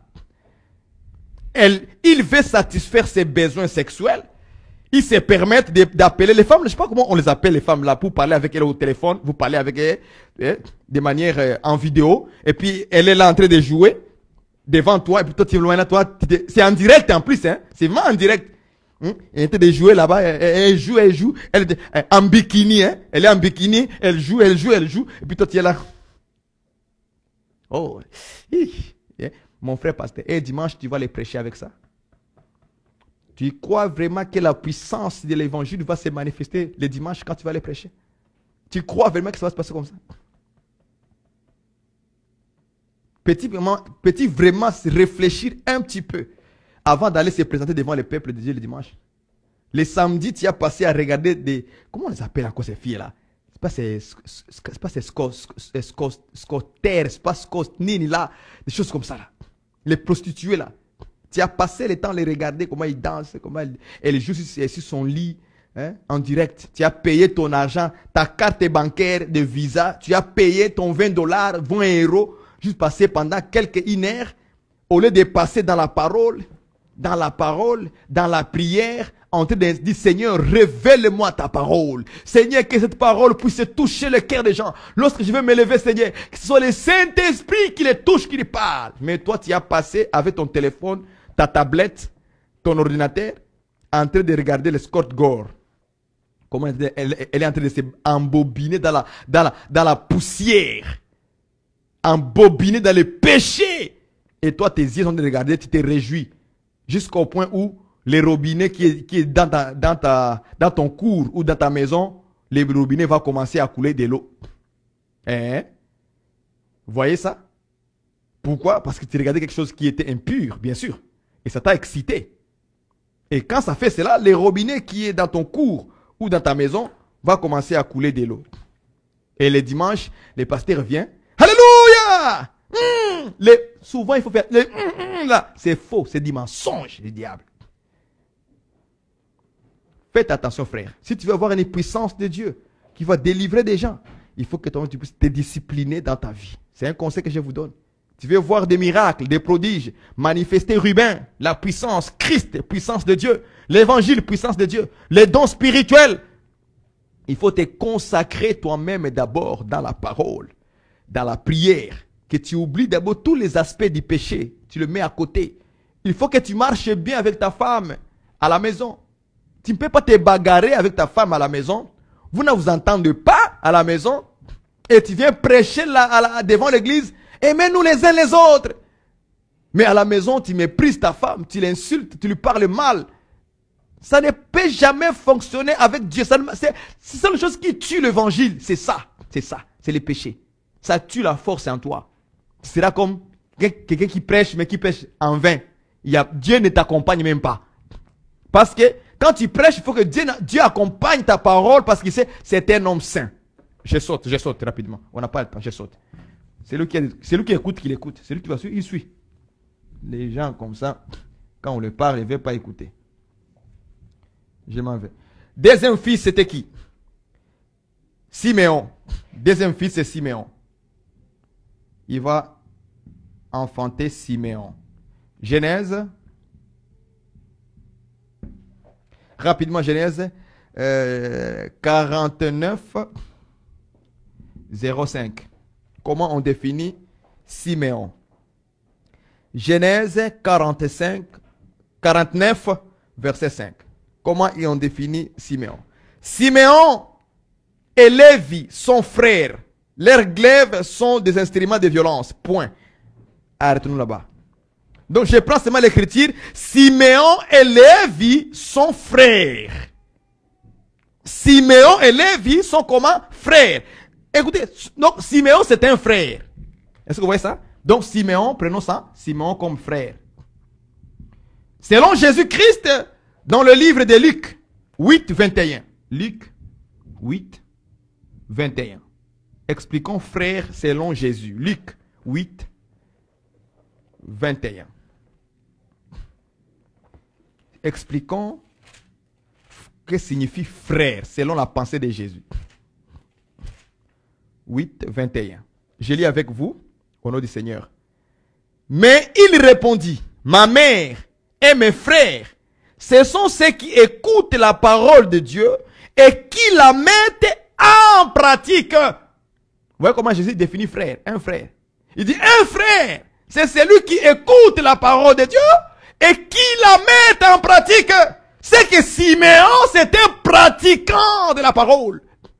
Siméon, c'est celui qui écoute la parole. Est-ce que vous voyez ça? Parce que Siméon est défini comme un frère de Lévi. Donc Siméon, c'est un frère.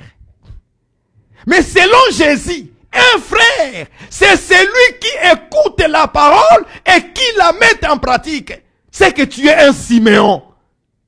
Est-ce que vous voyez ça? C'est que l'église, Léa, doit manifester l'écoute de la parole et la pratique de la parole. C'est que Siméon est un vrai pratiquant. C'est un croyant. Donc je peux définir Siméon comme un vrai croyant. Parce qu'il écoute et il pratique. Il écoute et il pratique. Et vous et moi, en tant que l'église, est-ce que nous manifestons l'écoute et la pratique de la parole de Dieu? Surtout la pratique là. C'est là où tu vas barder. Écoutez, on va se borner d'écouter. Mais la pratique sera de moins en moins. C'est la raison pour laquelle la Bible dit. Il dit quoi la Bible? Que dans les derniers temps, quand je reviendrai, trouverai-je la foi? Est-ce que je vais trouver l'amour? Car l'amour des plus grands nombres de gens se refroidira.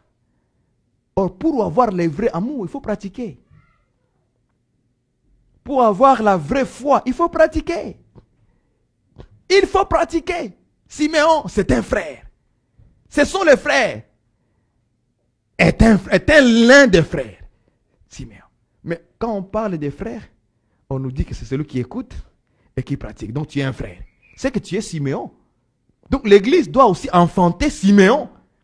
L'église doit manifester la pratique de la parole. Pas seulement se borner à... Comme vous vous bornez à écouter seulement. Non, non, non. C'est bien des révélations qu'on peut vous expliquer. Parce que bientôt on va expliquer même Apocalypse chapitre 5 en détail.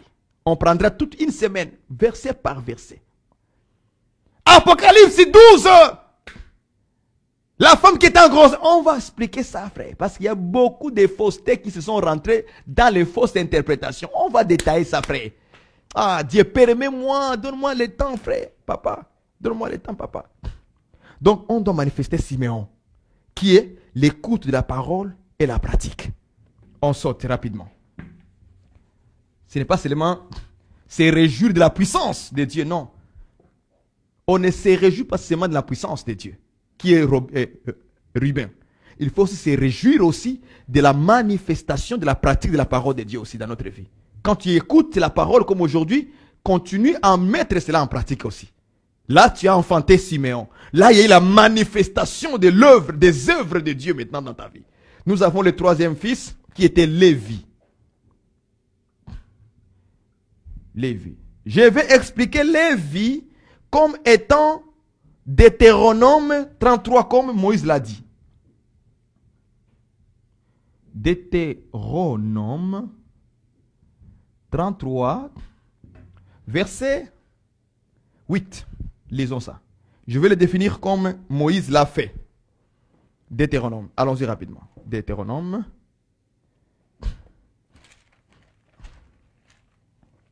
« 33, 8.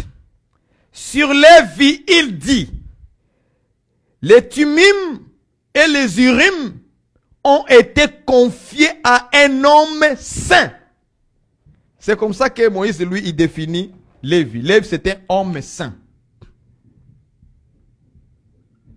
Homme saint. C'est ça, Lévi. Lévi, c'était un homme saint. Est-ce que vous voyez ça? C'est ça la définition de Lévi dans les Écritures, selon Moïse. Il voit Lévi comme un homme saint. C'est que l'église qui est Léa, qui enfante Lévi, doit aussi manifester des hommes et des femmes saints et saintes. Car l'écriture, écoutez ce que l'écriture dit. Écoutez. Je vais vous donner ça. 1 Corinthiens. Ça me revient seulement en esprit. Hein. Je vais l'utiliser quand même. 1 Corinthiens. Ok. Chapitre 1, verset 1. Je prends avec vous. Paul appelé à être apôtre de Jésus-Christ par la volonté de Dieu. Et le frère Sosthène. À l'église de Dieu qui est à Corinthe. À Léa qui est à Corinthe. Léa qui est en France. Léa qui est au Canada, à Grimby, à Montréal. Par notre bien-aimé le frère, je salue le frère et apôtre Franck. Léa qui est à Bruxelles, à Paris. Léa qui est en Belgique. Léa qui est à Londres. Léa qui est au Congo. À l'université 83. Léa qui est à Bukavu. Léa qui est au Rwanda, au Burundi, en Ouganda. Vous voyez ça, il y a des Léa partout. À l'église de Dieu qui est à Corinthe, à ceux qui ont été sanctifiés en Jésus-Christ, appelés à être saints. C'est ça, la manifestation de l'église. Dieu nous a appelés à être hommes saints. Manifester la sainteté. On n'est pas des hommes sales, frère. Jamais de la vie.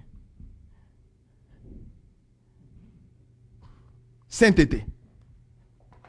Nous sommes appelés à manifester ça, frères et sœurs. La sainteté. Vous voyez ça? Pourquoi on l'appelle l'homme saint? Parce que la sainteté est dans sa vie. Dans la vie de Lévi. C'est que nous sommes appelés à manifester la sainteté. Et c'est ça la volonté de Dieu que Paul a instruit les Thessaloniciens. Vous avez été appelés à la sanctification. À la sainteté. Donc nous avons des femmes saintes et des frères saints. Est-ce que vous voyez ça? Tout enfant, l'église, elle enfante la sainteté, frères et sœurs.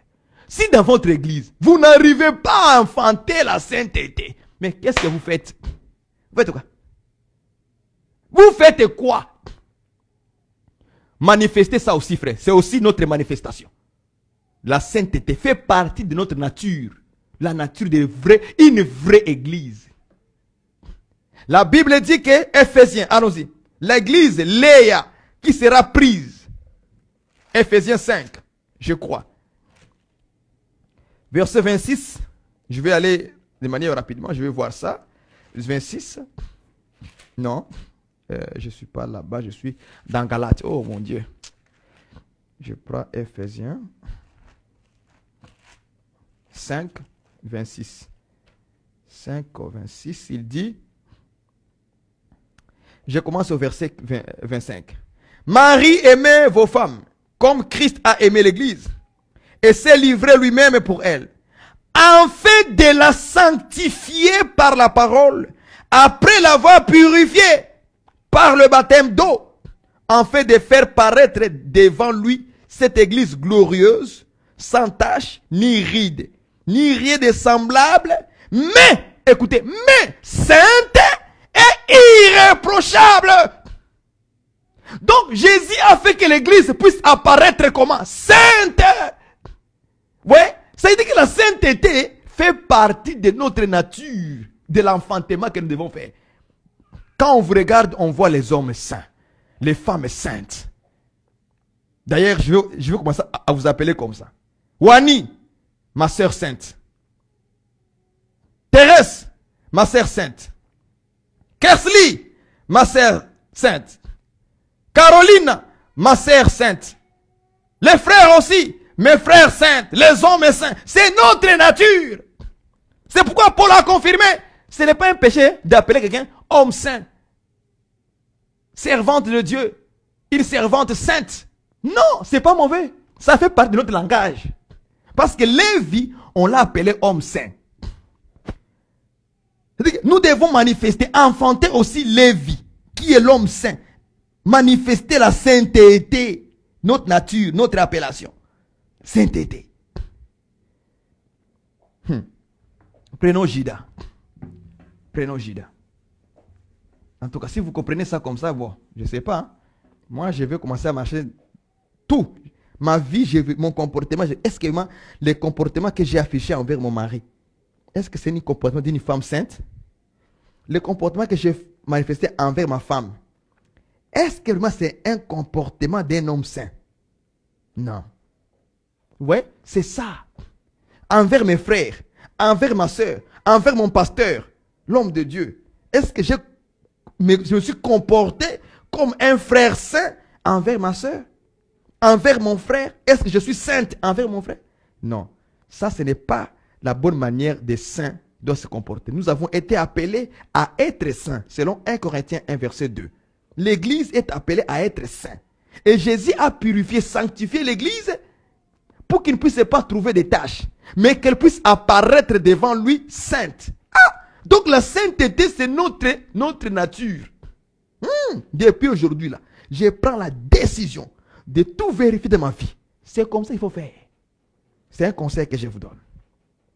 Nous prenons notre fils, il s'appelle Judas. Dernier, et puis on finit par là. Genèse. Genèse 49, verset 8. Verset 9. Verset 9. Allons-y rapidement. Je prends avec vous Genèse.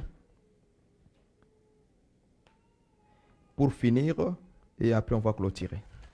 49, verset 9. Comment on définit Judas?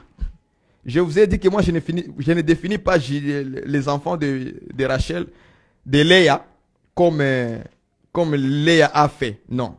Je les prends d'une autre manière. D'une autre manière. Écoutez comment Jacob définit Judas. Il dit Judas est un jeune lion. Donc Judas, jeune lion. Vous voyez ça? C'est comme ça que lui, il définit Judas. Il dit Judas, jeune lion. Mais là, comment ça jeune? Donc, ça veut dire que Léa doit enfanter jeune lion? Oui, oui. Léa doit enfanter un jeune lion. Comme l'Église doit enfanter un jeune lion. Ok. C'est pas fini. J'aimerais que nous puissions ajouter Proverbe 28. Proverbe 28. Verset 1. On explique maintenant les jeunes lions dans Proverbe 28. Écoutez ce qu'on dit. Proverbe 28, verset 1. Voici comment on définit jeune lion. Jeune lion. Jeune lion. Jeune lion. Et puis on finit par là, rapidement, pour juste vous encourager que, après avoir manifesté la puissance de Dieu, toutes ces choses-là, la sainteté, pratiquer la parole de Dieu, alors on nous définit maintenant les derniers fils, c'est jeune lion. Hein? Judas, un jeune lion. Maintenant, écoutez ce qui est écrit. Les méchants prennent la fuite sans qu'on les poursuive. Virgule. Le juste a de l'assurance comme un jeune lion. C'est que jeune lion signifie quoi? L'assurance. Vous voyez ça? Assurance.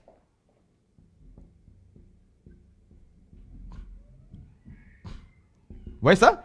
C'est que le jeune lion, c'est l'assurance. C'est que nous devons aussi manifester l'assurance. N'est-ce pas? C'est ça un jeune lion. Or, Hébreux chapitre 11, Hébreux chapitre, allons-y dans Hébreux. Qu'est-ce qu'Hébreux dit? Chapitre 11, verset 1. Hébreux 11, il dit ceci. Écoutez. Or, la foi est une ferme assurance. C'est que le jeune lion Judas, c'est la foi. Est-ce que vous comprenez ça? Donc, Judas, c'est la foi. Donc, nous devons aussi manifester la foi. Voilà. C'est ça l'assurance d'un enfant de Dieu. C'est que Léa a enfanté la foi. A manifesté, voilà les mots. A manifesté la foi. Combien de gens marchent par la foi et non pas par la vue?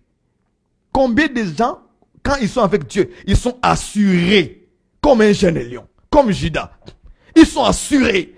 Ils sont sûrs de la parole de Dieu. Ils sont sûrs que Dieu a dit ça, ça reste ça. Même si ton grand-père vient te contredire. Non, dans notre village, moi je suis sûr, j'ai la foi à ce que Dieu a dit dans la Bible. Combien de gens il manifeste? Dès que son père le parle, il nie la parole. Dès que ça, même si la parole de son père contredit la parole de Dieu, il est prêt de nier ça. Il y a des chrétiens comme ça, je vous dis la vérité, il y a des chrétiens comme ça. Quand son père parle seulement, il oublie tout. On dit, mais papa, ce que tu dis là, ma foi, moi, ça n'est pas d'accord avec ça. Mais parce que simplement, c'est son père qui a dit ça. Il nie la parole de Dieu. Il oublie toute la parole de Dieu. Ça veut dire que tu n'as pas eu la foi, tu n'as pas manifesté Judas. Les jeunes lions, l'assurance, qui est la foi. Hébreux chapitre 11, verset 1. La foi est une ferme assurance. Donc la foi, c'est l'assurance. Ah, donc Léa a manifesté, a enfanté la foi. Pourquoi? C'est pourquoi Léa était assurée. Elle était sûre, sans inquiétude, que Jacob, c'est mon mari. Maintenant, je suis marié. Moi qui étais détesté. C'est ça l'église qui était détestée maintenant. L'église a manifesté, doit manifester la foi.